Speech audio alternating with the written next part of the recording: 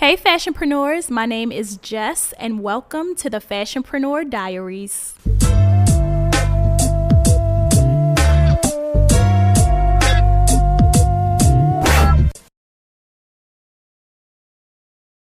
Hey Fashionpreneurs, welcome back to the Fashionpreneur Diaries. I am super excited about today's entry.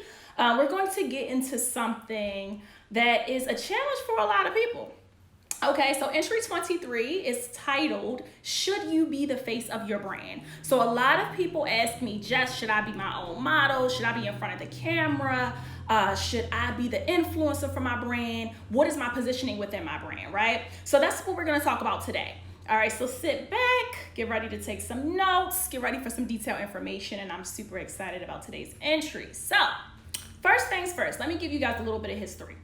So with my brand, I used to be the face of my brand, okay? So when I first started my line, I was only 16 years old when things started to pick up for me.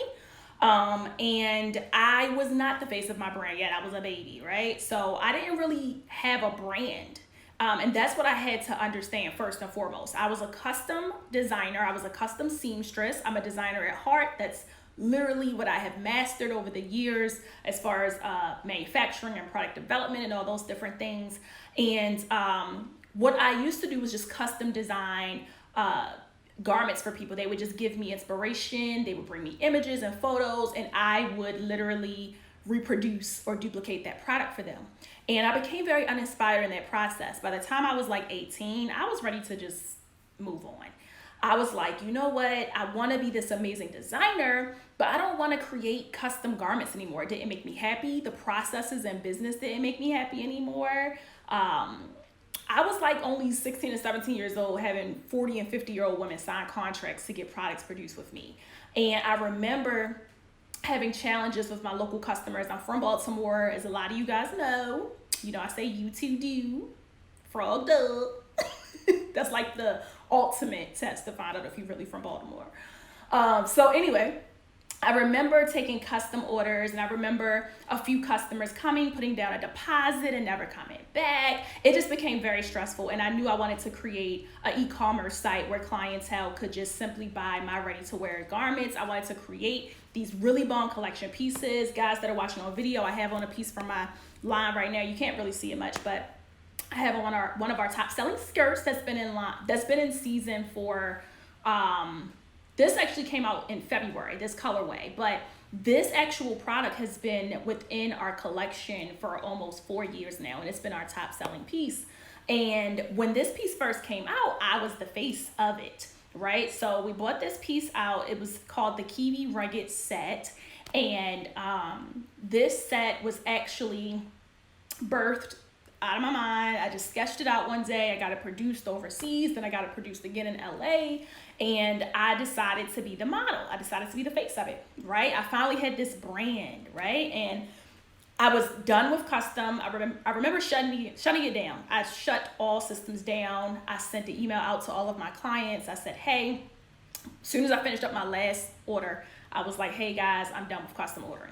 So right before I bought this collection out, a year prior, I had, made that final transition into being an e-commerce site, and I was not making money yet. I had designed like 5 to 7 looks myself. I put them on the site at regularexposure.com. At the time, it was not what it is now. And I had put those pieces on the site. I put like this crazy metallic red dress. I've always been infatuated with reds. So I put this red dress online, this red skirt, these red bubble pants. It was just like all these different red pieces online. And what happened was a lot of people didn't purchase. I had those pieces online for almost a year, and people were not biting. They did not want my products. They didn't care about little old me, but I didn't give up. I kept persevering, and I decided to showcase my line during New York Fashion Week. Again, I had manufactured everything myself. I tried to work with the factory. It didn't work out the first time. The factory was a very small scale factory, and they ended up making all the products in the wrong sizing. It was like my very first experience manufacturing at like 21 years old. I didn't know what I was doing. So anyway, I began to get a lot of momentum and a lot of people interested in my brand. And that's when this piece was then birthed, a few months after that. So I was designing everything myself. I was sketching, I was sewing, I was literally the shipping department, I was customer support, I was every party involved in the process, literally, okay? And what I found was that these positions, all running a business and playing so many different positions, it required me to take a back seat and realize what I wanted to do and what I did not like doing. So I decided to make a list of all of the different positions I had within my business. I was everything. And I had to decide, what do I love and what don't I like doing? And I only wanted to do what simply made me happy. Okay? Major key right there. I feel like in business, we kind of mind trick ourselves, and there's a lot of influence right now that tells you, you just got to sacrifice, you got to do everything, you got to get it out the mud. And I'm a true believer in that. If you guys follow me on my personal page at @regular_Jess, I preach this all the time, from the bottom out the mud, from Baltimore City to LA, I say this all the time. But one thing I have learned is to only do what makes me happy at this point. And I refuse to play any position within my company that does not bring me joy. We're in quarantine right now, and my business is at a place where we now have, a production team. I'm still the only designer. Actually, I also have a part-time designer as well that helps me with a new collection that we're going to be bringing out soon. But we have a team that is fully responsible for developing my concepts. So I have a full-time staff that sits and produces my products for me, that sews them within our factory, that designs my aesthetic. So I'm blessed to be able to have that team now. But while in quarantine, I had to change positions again. And Linnea, that's my head of production. She's been with me for about a year and a half now. Love her to death. And what I love about Nay is her work ethic. And what I remember when quarantine first hit, I had told Nay, like, you're just gonna work from home for a couple weeks. And I told my entire staff, you guys are gonna work from home. Well, what happened was Los Angeles, our stay-at-home lockdown actually got extended. So I had to start doing their jobs, and I had to be the leader. So I was required to go back into product development. So I was running around to the factories for Nay, hitting her on FaceTime. I had to source a new button. I mistakenly chose an incorrect button. I haven't designed in a while, and she sent me to this button wholesaler that she works with to develop our line. And I went in and had to find a replacement button because our usual button was out of stock. It could not be shipped due to COVID-19. So we had to find a replacement button. And something as simple as a button can change the entire fit of your garment. It can change the entire quality, rather. So I ended up picking a button. Nay finally was able to come back in the office just for a few days out of the week. And she was like, Jess, I don't like this button you picked for this sample. So today, literally, we had to pack up 700 pairs of pants and take them to one of our seamstresses that's going to now swap out the buttons for the button that Nay wants, right? So I used to be Nay. I'm not in her position anymore. And what I told her when she came back was how much I appreciated her and how much I still value her and love her so much for everything that she does. And she was telling me how tomorrow our seamstress has to come pick up another few hundreds of pairs of pants from us. And she said, they have to be there at 8 a.m. So I'm just going to get up. I'm going to drop my son off, and then I'm going to come.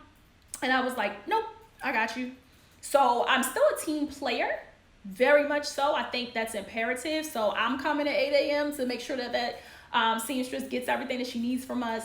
But I think it's imperative that you're a team player. So what I'm not telling you, I don't want you to think I'm telling you not to be a team player. You might have to step in other positions. That's just the way of the world. That's what it takes to be a leader. And notice that I keep saying leader. There's a lot of bosses that aren't leaders, and that's how you end up staying within a plateau, right? And you don't really grow and you don't expand because you don't want to lead. So one thing that I've learned is that it's most imperative to be a leader. And a leader is somebody that creates opportunities for others. It has nothing to do with you.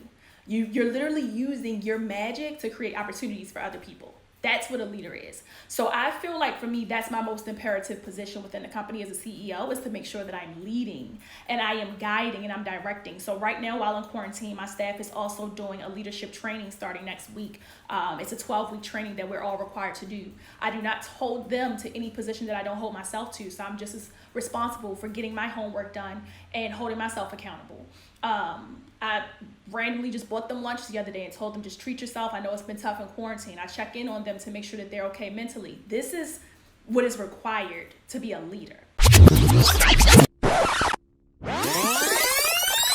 Hey Fashionpreneurs, I hope you are enjoying this entry of the Fashionpreneur Diaries, but I wanted to personally invite you to my brand new masterclass, Wholesale Vendors Decoded. I'm going to teach you how to launch and develop your fashion line, no matter if you're looking to purchase wholesale or become a brand new fashion designer. We're going to cover it all, and it is very quarantine friendly, on a budget. I know things got super real, super quick this year, so I want to help you understand how to effectively launch this brand on a budget while in quarantine. It's still very possible, and I'm still seeing 6 figures a month, and I want to help you do the same.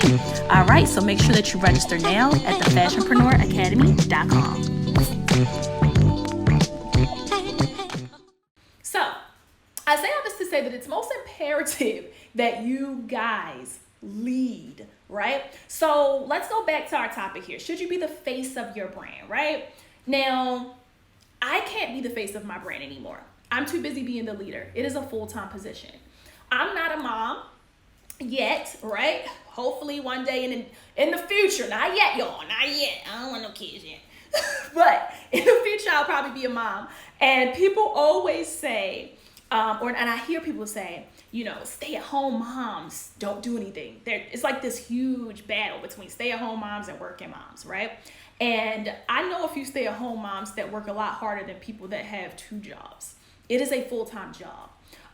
Being a leader requires you to always expand. It requires you to always think further.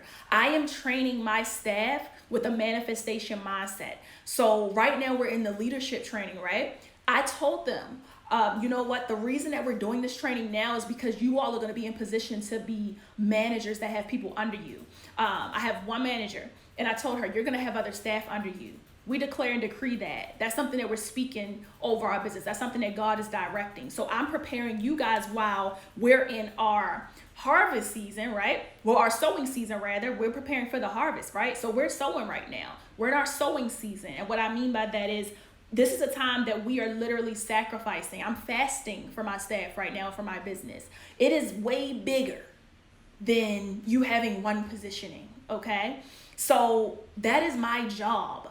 I am also required to obviously work within the academy all day, every day. I have to run around. I have to still manage my staff. I still have to lead and guide them. I have to have important calls with them and conversations with them that are very, very intimate. I have to be very responsible for that. I have to now operate the books. I have to converse with payroll. I have to have multiple meetings all day, every day with accounting. I have to have meetings with factories to get the costs down. I have to now negotiate to make sure that their opportunities are able to grow within my company.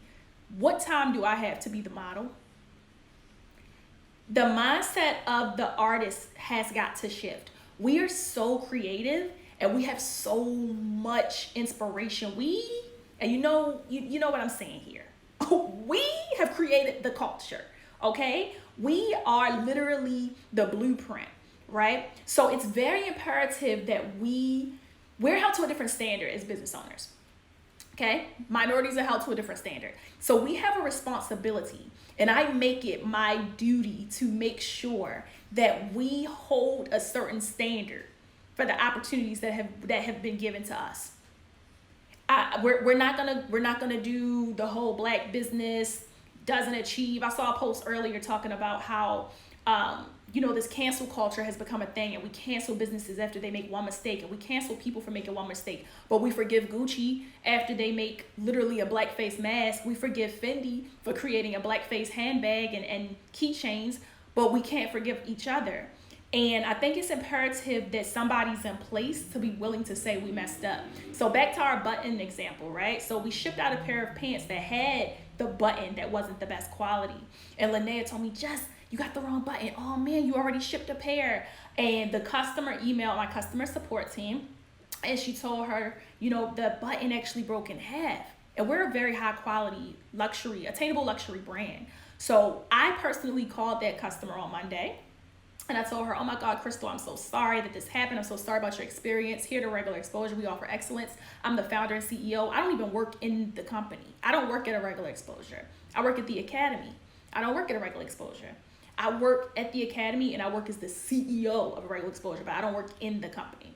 And I personally called her from my phone and I told her, if you have any other questions, is there anything I can do for you? I gave her a $25 gift card to purchase other items. You know what happened? That customer ended up thanking us. She ended up appreciating us, and she bought herself another pair of pants. And we fixed the problem. So you have to realize that is a full-time job to put fires out. I've been putting out fires all day. I've been working since 5 o'clock this morning putting out fires, okay? So you have to pick what you love doing. I love being a leader. I love being a CEO. I love getting up every morning and praying that God places me in position to employ other people, especially during quarantine. I love being the person responsible for making sure that families are fed. People are scared of this position, and I love it. I love taking it on. And because of that, I don't have time to be a model, okay? Now, I used to model for the brand like 1.5 years ago. Sometimes they'll still put me in a shirt really quick. Boom, boom, boom. But let me tell you a few reasons I had to stop being the face of the brand. Number one, like I said, I don't have time anymore, okay? I'm very passionate about the Fashionpreneur Academy. I'm very passionate about making sure I'm assisting my clients. I'm very passionate about our Q&A calls. We have like 2-hour Q&A calls every other week. I'm very passionate about being invested into them and making sure that I'm assisting them and guiding them. I'm very passionate about managing and leading my team. What I'm not passionate about is being in front of the camera all day. It might seem like I am, but I'm not. I cannot stand photo shoot day, okay? I cannot stand sitting out in 90 degrees for 8 hours to take pictures. I cannot stand getting my makeup done. Makeup artists are too slow. It takes 2 hours to do my face. I cannot stand wearing heels. I'm a sneaker type of chick. I cannot stand sashaying around. I can't stand it. I don't feel like it. But I can tell you there's some models that kill for that are passionate about that. That's why all of us are in certain positions and we need to stay within our position. So if you are not a model, don't be the model. It is a full-time position, okay? It's a position.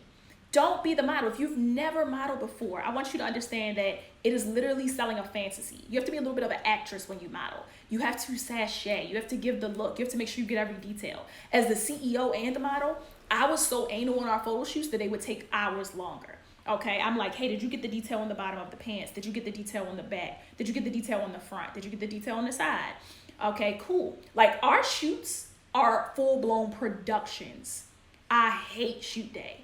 Like, nobody hates shoot day more than me. Like, my best friend who's right here is the manager of a regular exposure, and she's over here planning the shoot for next week. She's on the computer right now, and she is planning this shoot. But guess who's not the model? So, when it comes to my brand, guys, I just simply am not I can't be the model. It took me a while to master modeling. I used to look a hot mess on camera. I didn't understand my poses because I'm not a model. I'm not a model. So I had to understand that. So for me, I don't want to be the face of my brand. I prefer other positionings that I enjoy. Now, there are a lot of people that are CEOs that love being the face of their brand. And here's my recommendation to you guys. I want you to consider a few things before you make the decision of being the face of your brand. Number one, do you have time? In the beginning, you might find that you do have time, and that's great. Use it as your advantage. Do I fit the body type of my target consumer? Okay? So I found that my irregular girls, they don't like me.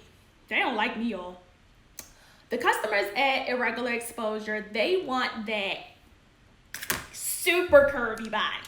Like, super curvy. I'm a curvy, small, petite girl, but they want like boom, boom, boom, okay? That's what they want. They want to see how this garment is going to fit if their hips are a 45 and their waist is a 26. Honey, I don't have that, okay? So I can't be the model. I don't fit what they want to see, right? So I had to consider that. When we started to put up images of me over the past like 6 months or so on Irregular Exposure's page, it's been doing really well now. But prior to that, oh my gosh, my engagement was way lower. I didn't fit the body type. And I found that my customer wanted something more simplistic. They wanted very simplistic content. So right now we're rebranding to create more simplistic content. We're giving our clientele what the monetary value says they want. Not just what they say in the comments. I don't do what people say in the comments. I do what people say based off the value and the return on that investment, right? So it's very important that you guys understand, does my customer even want to see me? Do I fit the realm of that, right? Are you creating a brand that you're a target customer for? Or are you creating a brand that you're the owner of? And it's okay to be the owner. I'm gonna tell you guys what one of my amazing mentors told me the other day. I said, we're starting this new line. Do you want me to be the face of it? And she said to me, well, the thing is, we build up brands to sell them. We don't build up brands to hold them. Major key. We build up brands to sell them. We don't build brands to hold them. So if you're the face of your brand, ladies, what you're gonna do when you get married and you get pregnant and you can't model the line? What are you gonna do when it's ready to sell and they need you to sell it? It's not gonna be successful without you because it's built up so much success with you that it can't go on without you. So you have to consider these things, right? It's very imperative that you guys consider these things. So consider if you're an influence for your brand. For me, we found my positioning within my brand. I'm just an influencer. We have multiple brand ambassadors on our site. I want you guys to go to irregularexposure.com, homework alert, irregularexposure.com, and I want you to scroll to the bottom of my website. You're gonna see a brand ambassador program. I want you guys to click that, and I want you to see the program that we have set up for brand ambassadors. They can apply, and if approved, you know what's gonna happen? They get to be an ambassador. They qualify to come to our regular girl vacation. They qualify to get money. They make money every single month. Everybody gets paid. They get free outfits. It's a job, and they're making money. So I'm an influencer for my brand.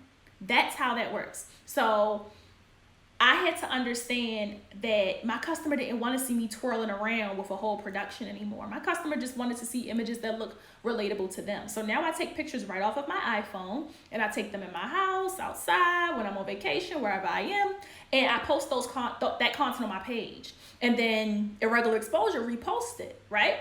And I'm considered an influencer instead of a model, okay? And there are still some older pictures of me that are still online that you guys will see. And they do still sell the products. But when it comes to the content on social, no, I can't be that. And the reason that a lot of my images are still on the website, I want you guys to understand, there's a certain funnel that your clientele is going to follow. Social media, it runs the world right now. So the first thing people are probably going to do is go to your TikTok, your Instagram, your Pinterest, right? Your Twitters. If you're a blogger, Twitter is where you need to be. What's going to happen is people are going to go to that social media and they're going to scroll through. So what we do is we put that target customer body type all over social media. We show different sizes of women, different facets of women. We show all types of women, right? And then you click the link in the bio. But on our page, in our captions, you're going to see in the caption that we have already given you all the information about the product. We're giving you the name, we're giving you the size that the customer is wearing, we're giving you everything, right? So when you click the link in our bio, you don't really care who's wearing the outfit on the website because you've already seen enough on social. We sell on social, okay? We sell on social. Now, of course, we want amazing content on the website, and our website content is still amazing, but there are still some older pictures of me.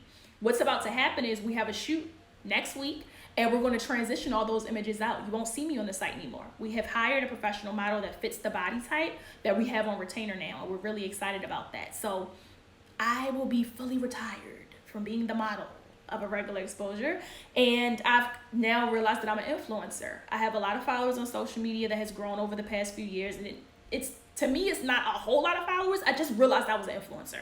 My best friend, who's my brand manager, told me, like, yo, you're an influencer. Like, why don't you realize that? And I'm like, I'm just a chick that likes to take pics and dress pretty cool. That's it. And she's like, yeah, an influencer. Yeah. And I'm like, whatever. So what I do is I create content for my brand. That is literally my job for Irregular Exposure. That's it. All right. On top of being the leader, that's all I do. Now, I want you guys to also understand when considering if you're going to be the face of your brand, do you have the time, right? Do I fit the criteria of the target customer? And do I enjoy it? Am I good at it? Am I qualified to do it? That is imperative. I'm telling y'all, sometimes we can think we're something and we're not, and that's okay. You gotta be honest with yourself, okay? Also, you gotta understand that a lot of people are fearful to be in front of the camera. They're scared. They get nervous. Like, is that something that makes you nervous? If so, then it's probably not best for you to do that. And there's going to be a lot of positionings within your companies, guys, as you grow them, and you're going to think, I can do that. I can do that. I can create those graphics. I can update my website. I can set up my sales funnel. I can send my email blast. I can do everything. We're sure you could, right? But it takes time to be an expert at anything. So if you are sitting for 5 hours and creating graphics when that could have been time that you devoted to your success skills, which are things that you've mastered and you're really good at, then you're wasting your time. Don't waste time. So I want you guys to consider those things when you are considering being the face of your brand, okay? So just to wrap up, personally, I do not enjoy being the face of my brand because I don't enjoy it. You have to make that decision for yourself. Only you can tell yourself what you enjoy, and you should test it out. Take some images right now in quarantine. Go get a ring light, get some great lighting, and take some images in your house. How do they look? Don't lie to yourself. Ask yourself, would I buy these products if I saw these images? And I ask my clients to do this all the time. Would you buy your products if you saw your pictures online? I would. In some cases, I wouldn't in others. So ask yourself, do you feel comfortable? And you have to be honest with yourself, guys. Self-awareness is a real thing. Me and my best friend have been talking about this for the past month. Self-awareness is real. If you're not going to be self-aware, it's not going to work. I have no problem telling myself, girl, now you know you can't do that. That's like y'all seeing my 1 inch of hair self telling y'all that I have a wig line and I start putting wigs on. Y'all gonna be like, now Jess, now you know you are bald. That's not the look for you. You being something you're not. That's what y'all would tell me, right? So be honest with yourself. I accept my areas of opportunity. I accept my strengths. I just told you guys about an area of opportunity the other day when I failed on the buttons, right? For my pants, right? But guess what? It's fixed now. Because guess what? That's not my position. And they told me, she said, Jess, go back to your position. Get out. My staff puts me out of my office. I talked to Ajane, my customer support team member, this morning at 9 o'clock. She was like, I was like, oh, you know what? I can do this and I can help you today. She said, Jess, you always tell me how you're going to just come and make my day so much easier, but you have too much of your own work to do. Every time you come in here and try to help me, you know what you do? You start doing your stuff too, and then you start trying to help me, and then we don't get out of here until 8 o'clock. Can you just leave me alone and let me do what I do? I said, you're right. Understand your strengths, understand your areas of opportunity, and stay there, okay? And grow in them and expand in them. I have a great position. I'm the leader. Without me, nobody gets paid, right? So I have to learn how to be the best leader. I have to master that position. If I'm the model, then I'm going to be on YouTube understanding how to give face. I'm going to be looking at old videos from America's Next Top Model. I'm going to be looking at Project Runway. I'm going to be learning every aspect of modeling. If I'm the graphic designer, I'm going to learn every aspect of how to develop graphics. I'm going to be watching videos on that and getting information and data on it. Master your craft. Everybody here is not supposed to be the designer. Everybody wants to be the boss. You might find that you need a business partner, and your partner should be the designer, and you should be the CEO, or vice versa. Look at your strengths and let's grow from there. Major key that I just mentioned. I want you guys to really realize the value of this time that we're in right now. You guys could be building and getting business partners right now by being in digital courses and digital classes within our program at the Fashionpreneur Academy, our 90-day intensive program, the one and only amazing program we offer. So within our program, my clients were able to have a mastermind this weekend. I told them, I said, for homework, I need y'all to have a mastermind without me. I need y'all to realize that y'all are valuable. I need y'all to realize that it's not up to me to make you successful. It's up to you to do that. I need y'all to realize that y'all can do this. And you know what they did? They had a mastermind, and it was great. It was awesome. They don't know that I know they had it yet, but I know they had it. Okay, because I stalked them, right? They're on here right now too. But this is the level that we have to get to. Master your craft. Worry about what you're good at. And when you're not good at something, you say, I'm not good at that. That's an area of opportunity for me. And it's okay to not learn that yet because you're so great at learning something else. Stay in that lane that expands you. If you are not comfortable in it, you hire a model. You don't need to be everywhere. You might not even need to be at the photo shoot. Okay? My brand manager has done photo shoots without me present. That's not my position. That's not that. She's in place to manage that, right? So when you let people do their jobs, that's how you expand. That's how you grow businesses. That's how you grow as a leader. Let people do their jobs. Let the model be the model. If you're the CEO, you be the CEO. If you're the designer, be the designer. If you're the production team, be the production team. If you're quality control, be quality control. And expand and grow in that, okay? All right, guys, this wraps yet again another entry within the Fashionpreneur Diaries. I hope you all enjoyed as much as I have. This was awesome. I will talk to you guys next week. Stay safe. I know a lot of states are opening back up. Please stay safe right now. Please. So don't sleep on quarantine. Don't feel like this is a time where you have to wait. I also had to shift my mindset. I kept thinking like, oh, well, we just have to wait until things open back up. We have to wait until life goes back to normal. That's going to be a very long time.